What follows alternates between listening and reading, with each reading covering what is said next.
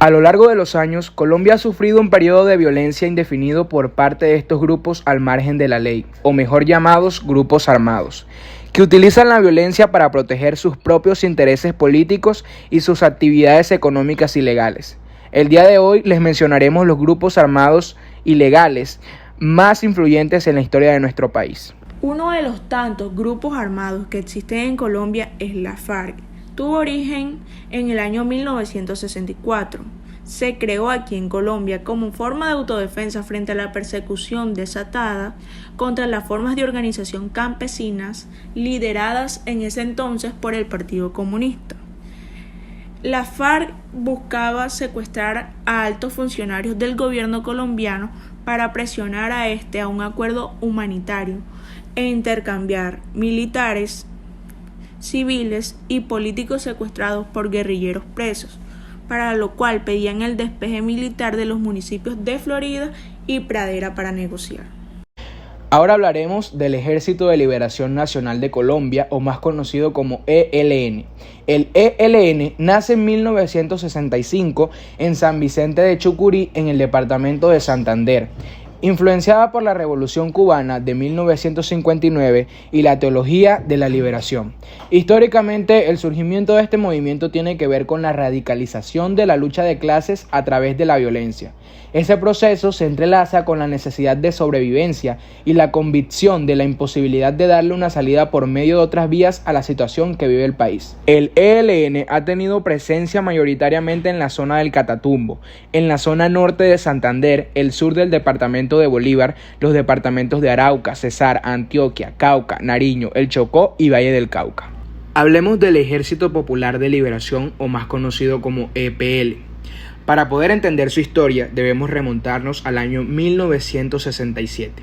En diciembre de ese mismo año surgió como una expresión armada del Partido Comunista Colombiano Marxista-Leninista en el departamento de Córdoba, que seguía la tesis maoísta de los tres mundos, que establece que los países del tercer y segundo mundo debían aliarse para derrotar a Estados Unidos y posteriormente a la Unión Soviética. Y uno de los primeros grupos armados e influyentes en nuestro país es el movimiento del 19 de abril, o como lo conocemos todos, M-19.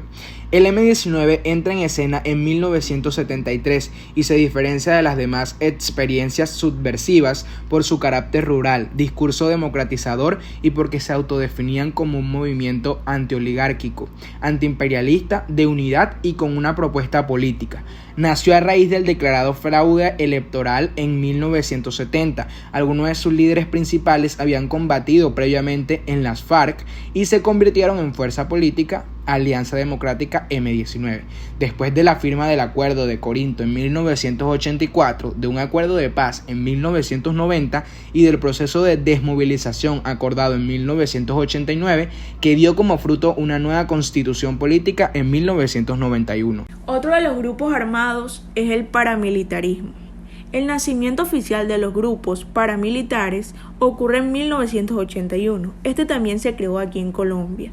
Estas persecuciones tienen como objetivo evitar la propagación de las denuncias que estos actores realizan a escala nacional e internacional, detener la restitución de tierras e impedir la restauración de los gobiernos locales en las zonas que ellos controlan. Por otra parte, está el narcotráfico. La guerra del narcotráfico se da a inicios de 1984, se creó en Colombia, específicamente en Cali, y luego se expande en todo el territorio con el apoyo de otros grupos armados.